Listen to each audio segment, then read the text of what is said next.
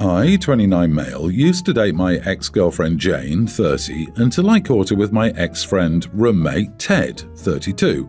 We broke up and I moved back to my home state and never spoke to either of them again. Most of our mutual friends ended up overlooking the matter since Jane and Ted were in love and planned on getting married, so I cut them all off and just moved on with my life.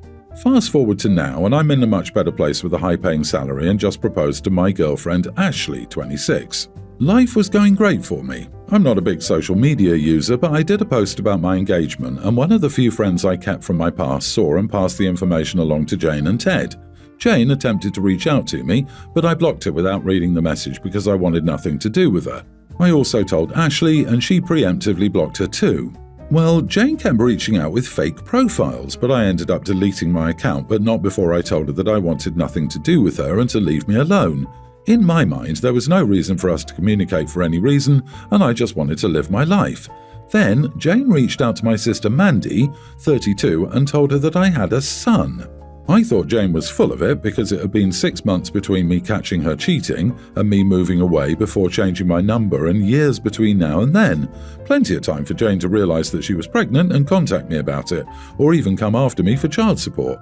I thought she was making up some wild story to get me to talk to her, so I got a lawyer to send her an official letter to leave me alone.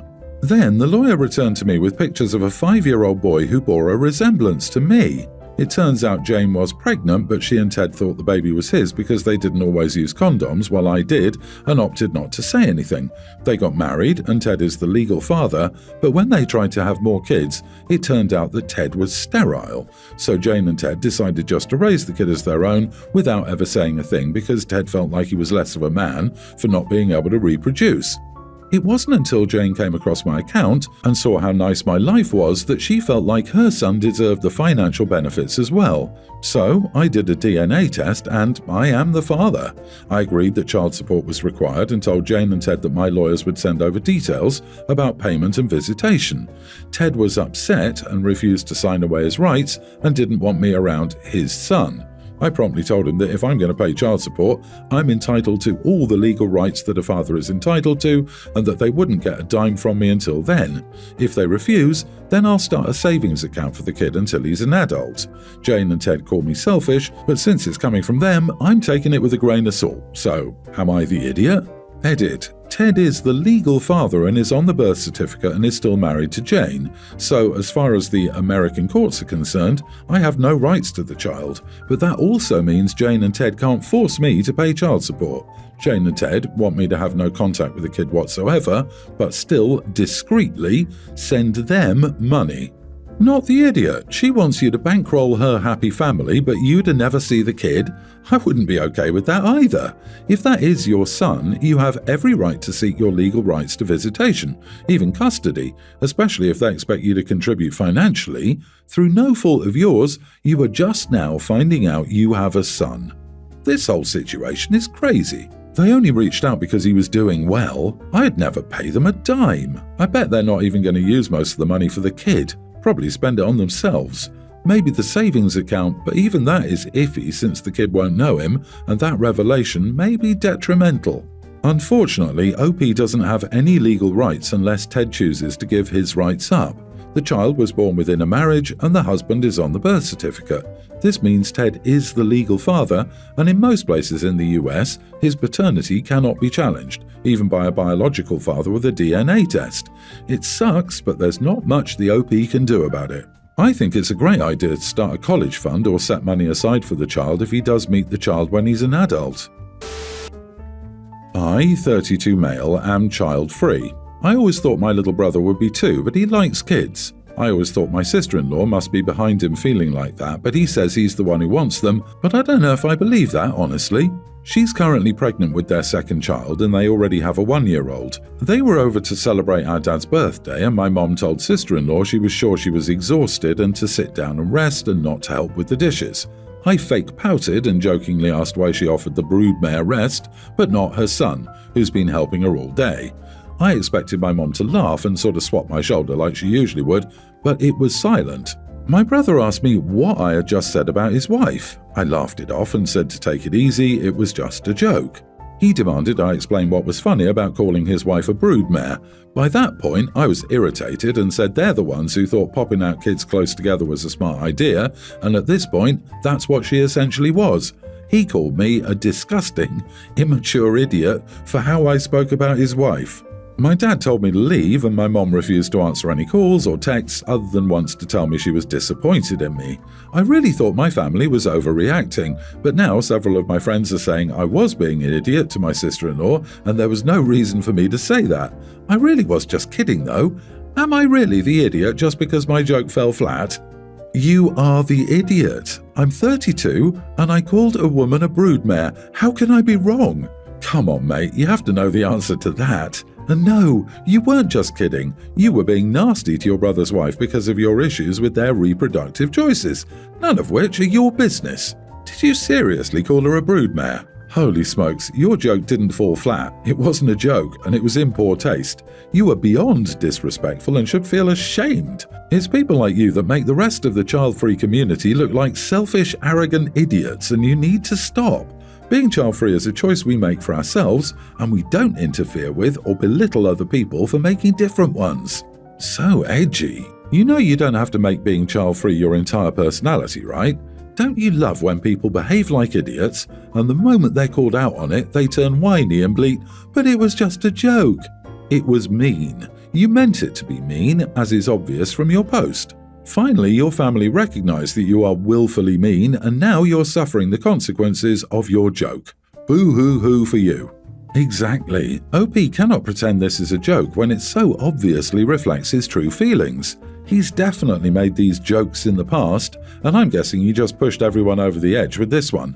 Misogyny comes in many forms. This is one. You, OP, owe everyone an apology. We have a 10-month-old daughter, our first child. I was born and raised in the US, while my wife's family is from Asia. After our daughter was born, my wife's family has not had the chance to see her. My wife hasn't seen her family in about 2 years as well, except for her sister and brother who live in the same city like us. The rest of her family is in Asia.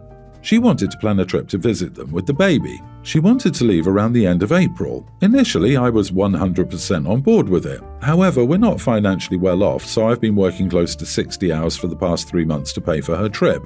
I was putting my money and actions where my mouth is. Things got complicated when she wanted to celebrate our daughter's first birthday away from me. She now wants to leave 1 week before her initial plan so our daughter can celebrate her birthday with her parents and family back home while I would still be in the US. She also wants to now go for about 4 months.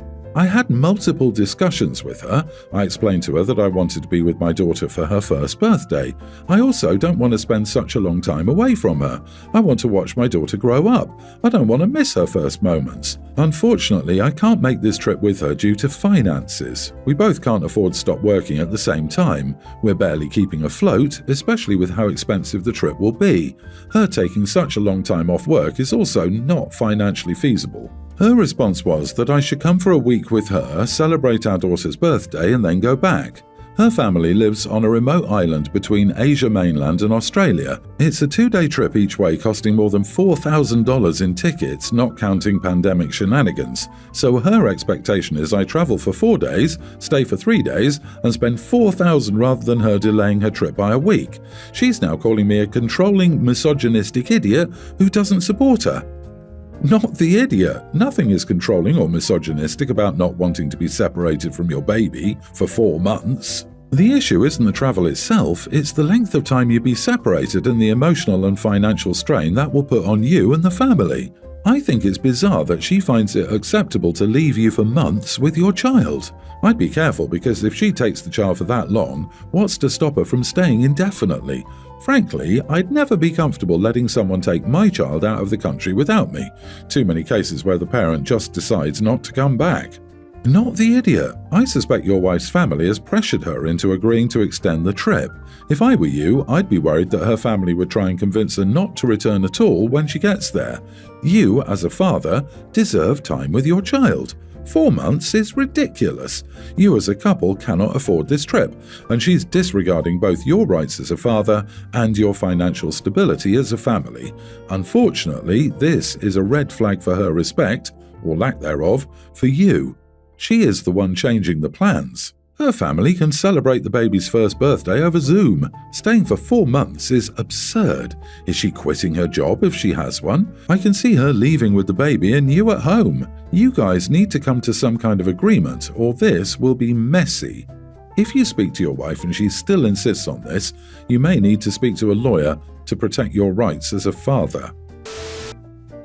According to my parents, I, nearly adult female, am the responsible kid.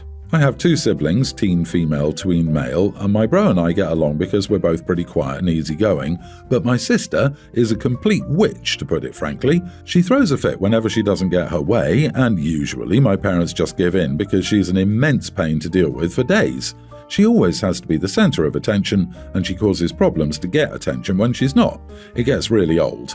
I drive them to school and pick them up now, and our mom gave me money to get us fast food for dinner since she and my dad have a work thing and won't be home till late in the evening. My sister likes McDonald's, but I hate Mickey D's, and we always eat what she wants, so I say we're going to Sonic because I know my bro likes their food and so do I. My sister insists we go to Mickey D's, and I tell her I'm driving. I decide where we go, and both me and bro are tired of Mickey D's, and she can shut up and deal. She starts screaming at me, tries to call our parents and doesn't get an answer, and eventually sulks and refuses to order food. I get an extra pack of chicken just in case she changes her mind and then take us home. She has a screaming, crying fit to our parents later about it over McDonald's. Later, my mom says I know how she gets and to humour her next time, and I say I'm not going to anymore. Also, it's crappy that she gets away all the time and they need to tell her to can it and make her do stuff my bro and I like sometimes or leave her at home. My mom says she's difficult and we're more easygoing, so I say, so you're saying I'm too nice and I need to be difficult to get what I want. Assignment understood. I'm going to be as much of a problem as I can from now on. Then I started not doing any more chores than she does, none, using some of her more irritating phrases to the parents and loudly complaining about anything she wanted to do. And now I'm the bad guy and being mean, and they say I need to be the mature example. But it also kind of worked. They finally made her go to a restaurant we like and never get to go to. Am I the idiot? Not the idiot, and bravo! Your parents failed in raising your sister, and you and your brother suffered. Now your parents can deal with the fallout of their bad parenting. Your parents need to do some work. Otherwise, your sister will just keep on getting worse and worse. You're being punished for being responsible, and that's just not right. Not the idiot. It seems your parents are enablers, and though I don't really recommend your course of action, it seems to work. I'd also stop doing things for the sister. Can you pick her up? Nope. She's going to scream and cry about some random thing so she can figure out her own way home. Here's money for food, not for her. She'll scream and cry if she doesn't get what she wants, so give her money to sort it out herself while bro and I get food. Anyway, don't become hated by your parents and kicked out because you're taking a stand. Get a job, make money, study, whatever you do, and move out and go low or no contact with your sister unless she suddenly stops being spoiled. I'm engaged to Anthony and I've met his parents several times. I've always felt like they were very critical and it was frustrating. I feel like he's blind to just how critical and snappish they can be because he's used to them. But this year, I decided I'm not wasting my energy defending myself and justifying myself and trying to convince them to respect me. I decided to just be unashamed about myself, even the critical parts. So this week we were visiting because it was his dad's birthday. And when we were there, his dad commented about me always coming across like a bit of a gold digger. Now, in reality, I don't think I am. I have a high-paying job of my own, I bought my own sports car in full, I pay half our rent, and I contribute equally to the shopping and utilities and bills. In addition, I buy most of my own clothes and bags and accessories. The only thing that might be borderline gold digger about me is that I wanted a partner with similar financial stability and responsibility when I was looking for a life partner. But I didn't explain all of that. I just giggled and said, "Damn right, looking this good doesn't come cheap." Now, this was a joke. I was dressed in a very understated outfit. But it kind of frustrated his dad, who asked if I really just said that. I just went, "Yeah, I grew out of messing with broke guys after college. I'm 28, I've got no time for that anymore." Later that night, his mom criticized the cookies I brought to the party for being too flat, and I joked that I was just glad they were edible and not the literally on fire special. His mum asked if I was a radical feminist proud of not knowing how to cook, and I go, yeah, I guess I would describe myself as a feminist, and I'm proud of all the things I've put time into learning. Honestly, cooking just hasn't been a priority yet, but maybe I'll learn sometime. Of course, this irritated them and also made my fiancé wonder what I was saying. He pulled me aside and asked why I was making jokes about being a gold digger and not knowing how to cook, because that's not true at all. I contribute a lot financially and also to the home. I said I just wasn't in the mood for an argument or a disagreement, so I was trying to brush off his parents' criticism with light jokes. He said that it was making me look bad, and I said, yeah, the stuff your parents have assumed about me isn't that flattering, but I really wish they'd stop bringing up so much critical stuff. He said he meant how flippant I was being, and I said that I was just too old to be having the same arguments. Sometimes you have to realize after a while of butting heads, nothing actually changes. So I'm not interested in arguing anymore. He said that I was pushing them away right before the wedding. Am I the idiot for unabashedly agreeing with my soon-to-be mother-in-law and father-in-law's criticisms? Not the idiot, and I love this. They keep criticizing, and instead of arguing, you agree with them and it's still somehow your fault. Make sure this guy is worth it, because you're in for a lifetime of this at all the holidays and special occasions. I would be hesitant to marry this guy. If he didn't want you to be seen as a gold digger, he should have been the one to correct them. And deciding you want to be with somebody who has similar attitudes toward finances doesn't make you a gold digger. Sounds pretty sensible to me. I just think you might need to find somebody with similar attitudes towards finances and a spine if you're looking for future happiness. Absolutely. Why didn't he step in? Why did he instead pull OP aside? I like the way you handled it. Tell future husband that if the in-laws keep saying critical opinions, you'll keep agreeing. Why do you have to defend yourself when he should be the one to step in and say something? I'm guessing he's more worried that if they aren't getting an argument out of you, they'll stop and begin criticizing him instead. If you're not there, are they critical of him? His parents are obviously trying to get you angry and you didn't have it. I wonder what their endgame is for being so mean to you. I disagree with Anthony that it was making you look bad. It was actually the opposite. This evil in-law nonsense will not magically get better after the wedding, and, if it's in your future plan, after you have children. It will get worse. He has to be prepared to defend you or shut them down.